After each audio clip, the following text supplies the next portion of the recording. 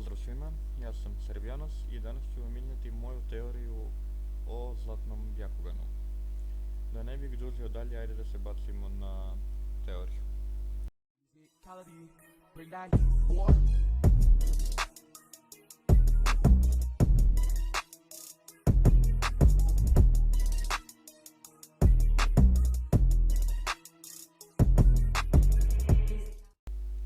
Pretpostavljam da ste se svi zainteresovali za zlatni Bjakugan.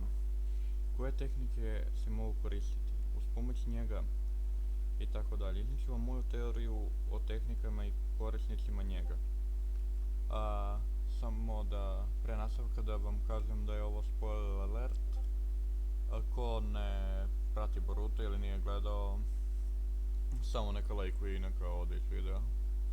Ali ako me nisu problem spoileri, može slobodno da gleda. Ovako, moje mišljenje je da zlatni Bjakugan mogu imati samo članovi glavne porodice ili sporedne, ali da postoju malo čakre od glavne. Sad, odakle nam to glavna i sporedna porodica?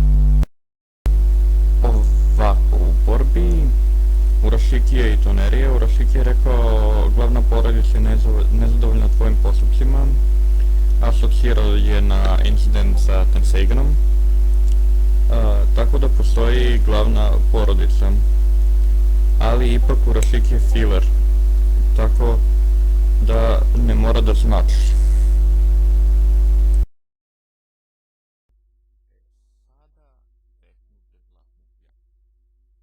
Moje mišljenje je da vide preciznije tačke od običnog. Korisnik ima bolje taj društvo kao i pristup onom Rinenganu na čelu kao što ima Mushikijev. To smo mogli vidjeti nakon napada Urashikije i Mushikija u Otsutsuki formu.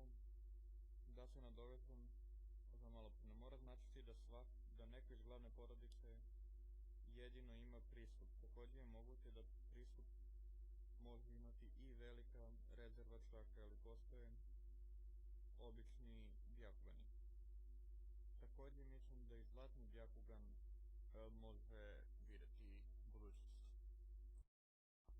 Nadam se da vam se svidjela moja teorija o zlatnom Bjakuganu. Ukoliko jeste, lajkujte ovaj video, a ukoliko nije, napišite u komentaru zašto nije.